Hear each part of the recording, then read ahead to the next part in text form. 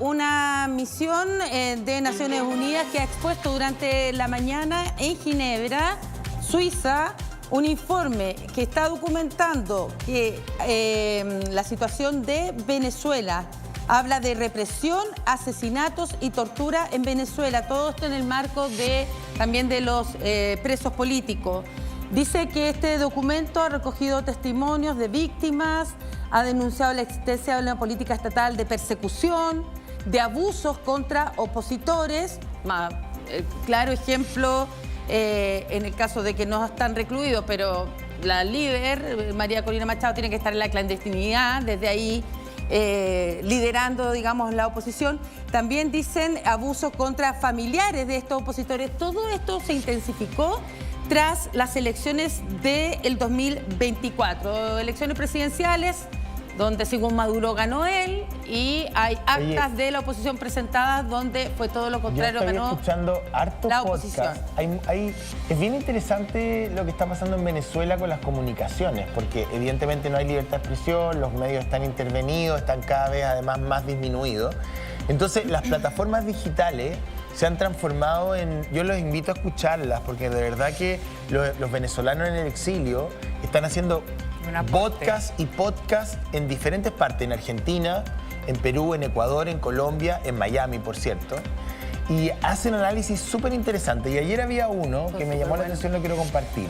Decía, los venezolanos por mucho tiempo, los que viven en Venezuela, empezaron a postergar su vida porque decían, bueno, cuando pase el gobierno de Maduro, cuando caiga Maduro yo voy a poner un negocio, cuando caiga Maduro yo voy a casarme, cuando se caiga el régimen yo voy... Hacían planes pensando en el futuro, ¿verdad? Y tenían más o menos su vida detenida.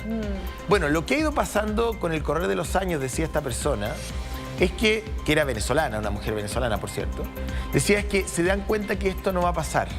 ¿O no va a pasar rápido? No, va a pasar. Entonces, los venezolanos están retomando el control y el destino de sus propias vidas pese a la inmovilidad del gobierno. Y que la reactivación que se puede ver en muchas partes de Venezuela, no, la situación económica ya no es tan mala, o en realidad la gente está contenta. No es que esté contenta, decía ella, y no es que el gobierno haya hecho algo, sino que todo lo contrario. El gobierno se ha dedicado a destruir lo que a muchos venezolanos le costó construir por décadas. Es que la gente sabe y entiende que tiene que encargarse de su propia vida y ha vuelto con toda la dificultad a volver a poner en marcha proyectos personales, emprendimiento o lo que sea. Porque a corto plazo no hay cambios. Exacto, y eso ha hecho que el país parezca muchas veces que se mueve. Y por eso uno también entiende, cuando hablábamos con Fernando Tineo, qué piensa el pueblo venezolano, qué cree y está ahí cauto, mirando y observando todo este despliegue norteamericano.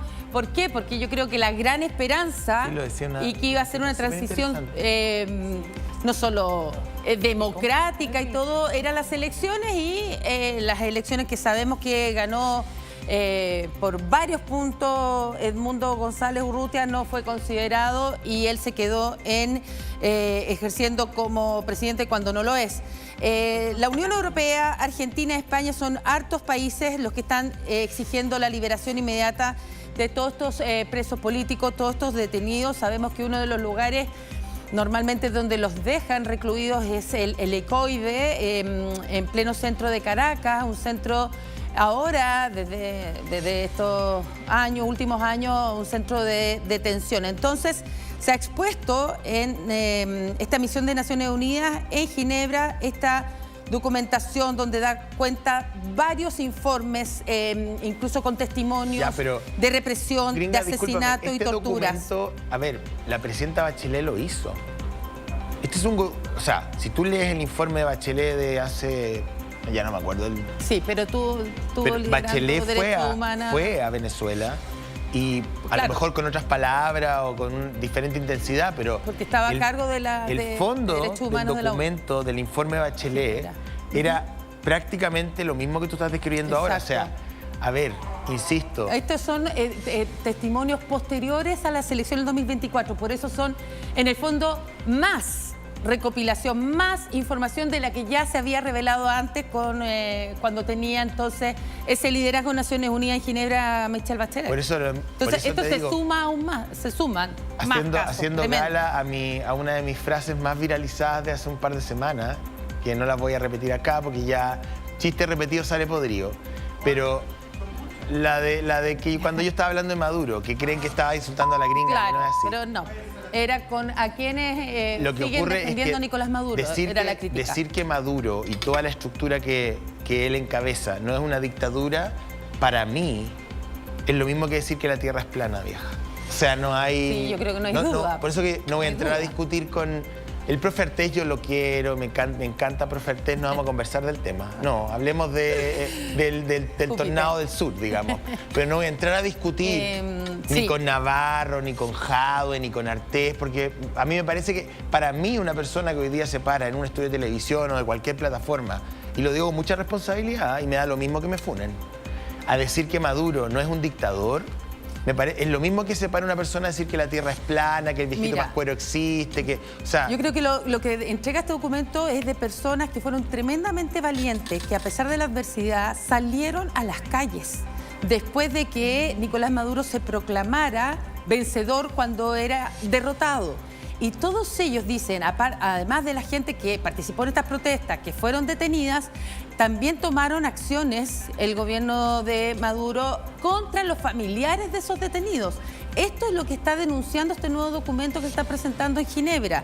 Violaciones de derechos humanos, detenciones arbitrarias de adultos y adolescentes, torturas, tratos crueles, inhumanos, degradantes, desapariciones forzadas y muertes de manifestantes. Todo este es un escenario terrible que se ha producido posterior a esa elección, que se suman a los testimonios de lo que ya sabíamos que había elaborado antes. La terminaron insultando, trapeando con ella, como es el estilo de estas personas.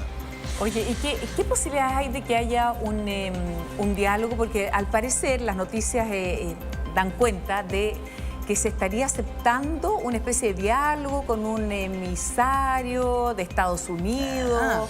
Ya hubo una mesa en Dominicana que no sirvió de nada. Que no funcionó, pero esa es la última información que se tenía por lo menos ayer en horas de la tarde, a través de una carta. Sí, ya se ha confirmado, ha sido Delcy Rodríguez que confirmó que efectivamente, de puño y letra, y si quieren podemos mostrar y leer la carta, que me parece súper relevante, el 6 de septiembre...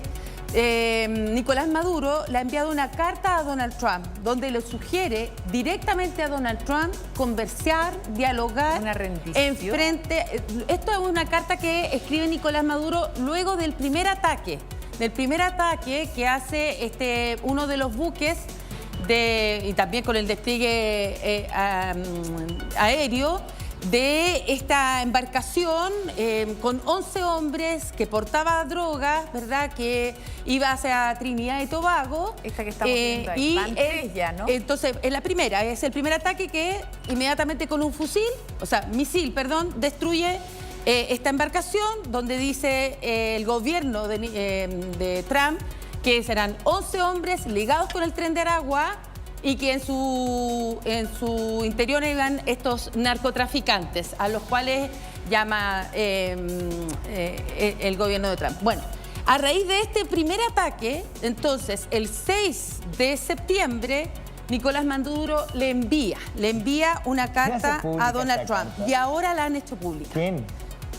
Bueno, primero fueron las agencias, pero ahora ha hablado Delcy Rodríguez al respecto, porque fue consultada, incluso ayer, después de toda esta mega ceremonia donde estuvo Trump por lo de Charlie Kirk, le preguntan, oye, ¿usted recibió la carta de Nicolás Maduro? En vez de decir sí o no, dijo, ya verán lo que voy a responder al respecto. También lo dejó, pero está la carta, si quieren la podemos leer, me parece súper relevante. Lo que pasa es que desde hace un buen tiempo se habían retomado conversaciones entre Estados Unidos y Maduro a través del enviado de Donald Trump, se llama Richard Grenell. Entonces Maduro lo que le propone a Donald Trump, lo cual no me parece descabellado porque acuérdense que hasta el día de hoy Nicolás Maduro no critica a Donald Trump por todo este despliegue.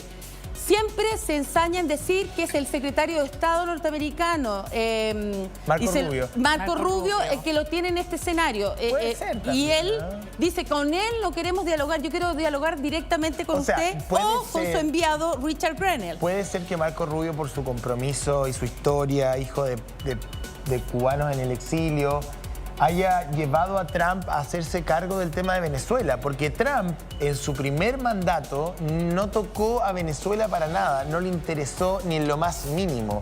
Entonces, en general, la pregunta es, ¿por qué ocurrió en la administración Trump que de ser absolutamente Washington centrista pasó a preocuparse de Venezuela cuando tenía otros temas como Gaza, como Ucrania, ¿verdad? Porque le está afectando. Una cosa pero que sí efectivo, puede haber el sido Tren de Aragua la y compañía, influencia, porque yo sé, por lo que he leído, que el presidente Trump escucha mucho a Marco Rubio. Mucho. Pero para este tema, además, con mayor razón, ¿no? Exacto. Entonces, Maduro, ¿qué le dice en esta carta? Que negó cualquier vínculo de él con el narcotráfico. Denunció que todo lo que se ha dicho hasta ahora son fake news, son noticias falsas, y le pidió entonces abrir un canal de diálogo con él o a través de... Ahí está la carta, fíjate. Me parece, bueno, dice, respetado señor Trump, la presente comunicación se la envió aprovechando la oportunidad de hacerle llegar algunas ideas e informaciones. En la actualidad se han abierto muchas polémicas en torno a la relación de Estados Unidos y Venezuela. Y en medio de estas polémicas hemos sido testigos de innumerables fake news o noticias falsas. ¿Tendrán ¿verdad? Algunos bots Que ahí circulan en los medios de comunicación. Digo yo, no Esto sé. fue entregado... Ah, claro, no sé. Recuerdo el fake news en relación a que Venezuela se había negado a aceptar a los migrantes de regreso al país. Este tema fue resuelto y aclarado rápidamente en una conversación con el embajador. Este canal al día de hoy ha funcionado de manera impecable. Oye, pero absolutamente, pero mira... Un perrito... Pero súper amigo muy de Trump, que me llama la atención. Por eso me parecía relevante. Tierno. ¿Y qué dice en el fondo que son hechos? Mira, bueno, ¿falsos? empieza a decir que solo el 5% de las drogas que se producen en Colombia se envían a través de Venezuela y que el 70% de ellas han sido neutralizadas y destruidas por autoridades venezolanas. Dice...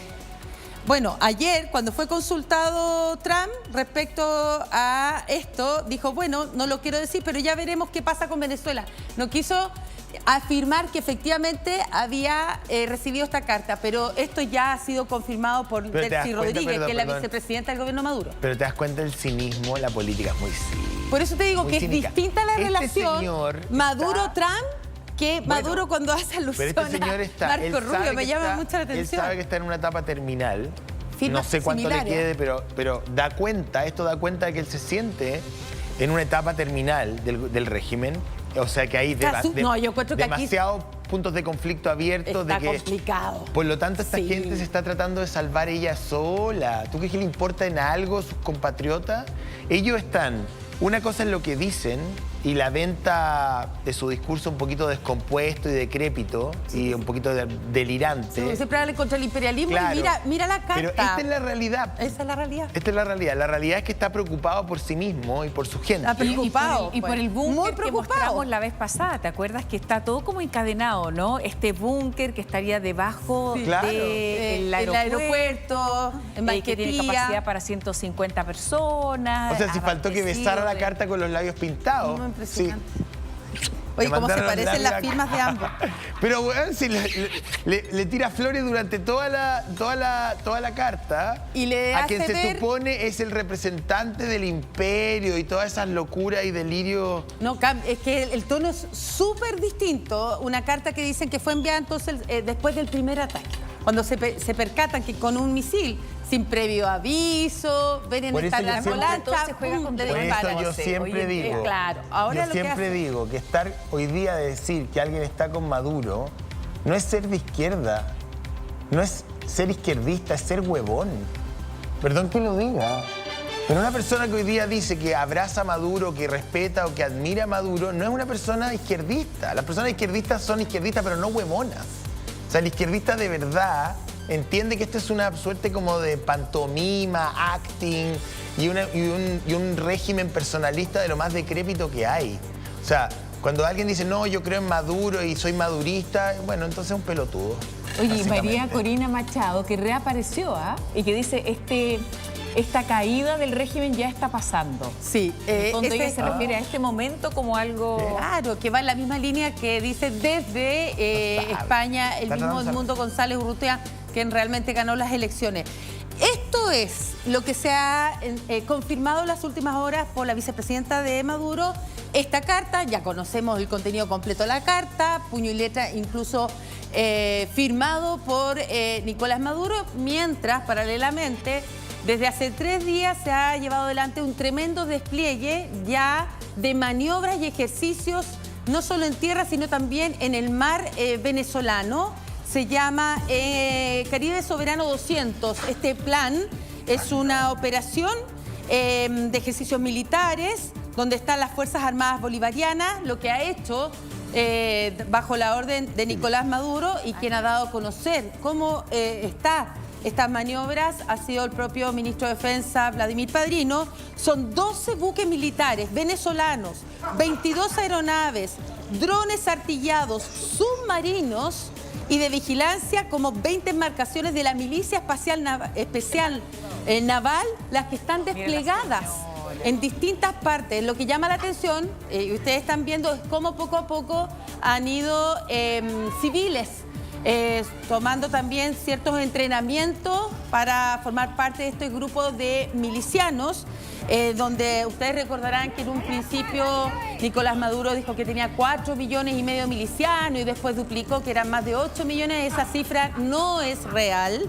Se ha comprobado que la cantidad de personas y civiles que se han querido alistar es bastante menor a la que dice el gobierno. Entonces, es el propio ejército de Venezuela que está entrenando a estos civiles con estos fusiles AK-103. Pero son señoras Muchos mayores. son de la tercera edad y llama mucho la atención. Tengo que aprender a disparar, dicen, a defender mi patria. Es lo que uno puede, al escuchar lo que dicen las personas que están tomando por primera vez un fusil. Pero yo creo que esto es absolutamente Fuerte de marginal, Tuna, por ejemplo. Por lo que decía Tineo, cuando nosotros le preguntábamos si efectivamente hay puntos de reservismo masivo, que llegue la gente a enrolarse, y lo que nos decía nuestro corresponsal, yo no estoy en Caracas, no te puedo decir si es verdad o mentira, pero lo que él decía era que era algo absolutamente marginal, que la mayoría de ellos son funcionarios públicos que van obligados por el gobierno, porque si no pueden perder su trabajo o los pueden perseguir de alguna manera. Claro, tú te firmas. Y que en realidad la población está absolutamente ajena a esta parafernalia bien ridícula. Claro, hablan de, en realidad son 212.000 los efectivos cuando hablamos de milicia. Y acuérdate que Maduro dijo 4,5 millones, después más de 8 millones, y esa no es la realidad. Y ayer analizaban en los portales internacionales los rostros de cómo... ¿De quiénes están? Sí, de los civiles. No, pero además de los dirigentes, ¿no? Por ejemplo, decían, mira, ahí aparece uno que dice no ha dormido entre 27 y 48 horas. Era un poco hablando de la situación que están viviendo en el día a día, ¿no? Con esta inminente, a lo mejor, mira, hoy en día además esto de los fusiles o armas se juega también en drones, O sea, las guerras modernas. Hoy son en drones, y el claro ejemplo lo que vemos. Entonces es como la parte, yo creo que... Ya, pero ¿a quién le creemos? Los cuarteles van al pueblo, dice. Hago la pregunta. Música, ¿a quién le creemos? ¿A quién le creemos? ¿Le creemos al Maduro de las milicias o al Maduro de la carta? Porque son dos personalidades completamente distintas. O sea, no son compatibles. El señor que convoca milicia y que le entrega fusiles a las personas mayores y que va a defender la patria y todas esas cosas, ese barroquismo lingüístico clásico del delirio madurista y chavista, que arman unas poesías largas y hablan 2, 3, 5, 7 horas. A mí me da lata, a los 3 minutos yo lo he apagado. Me da lata la gente que habla mucho, solo yo. Mentira. Pero el punto es el siguiente. ¿A quién le creemos? ¿A ese Trump? Perdón, ¿a ese Maduro? ¿O al Maduro de la carta, que es un gatito? Que quiere diálogo, que habla de una relación pacífica con Estados Unidos, histórica. O sea, yo no escuché nunca, no sé si habrán documentos, pero Chávez jamás hablaría de una relación histórica, pacífica con los Estados Unidos. Entonces, Lo que te quiero decir es que aquí hay mucho cinismo. Yo creo que efectivamente la realidad, no esto es una obra de teatro, es un rato y una parafernalia media barata. Pero la realidad dice que hay un grupo de personas, probablemente Maduro, los Rodríguez, Cabello, William Saab, Tarek y otros más, que están viendo cómo se salvan, digamos. ¿Cómo se salvan? A ver, ¿y cómo, si va o no los si de la misma algo, cúpula? ¿cómo pueden saltar de ese barco? O de la cúpula militar también, que si hay alguno que lo delate o no. Obvio, entonces están empezando a mostrar señales de fragilidad. Exacto, son esos dos Maduros. Yo creo que es distinto escuchar a Nicolás Maduro, no solo en su programa, sino en distintos tipos de alocuciones que hace cuando se dirige al pueblo versus esta carta. Esta carta es un Nicolás Maduro dialogante y cercano con el propio presidente de los Estados Unidos. O sea, lo único que falta es que le ofrezca, digamos, ir a comer junto una hamburguesa, o sea, porque queda como abierta la posibilidad, ojalá podamos conversar, presidente. ¿Quién filtra esa carta? Primero nosotros la tuvimos a través de la agencia Reuters. Ahora, ¿quién filtra pero Reuters directamente? Tiene que haber filtrado Washington, pues. Claro, obvio. Y ahora lo ha confirmado Reuters, la vicepresidenta de Venezuela. Probablemente esa carta, creo, así haciendo un ejercicio, digamos, de conexión periodística, pero tiene que haberse filtrado por Washington.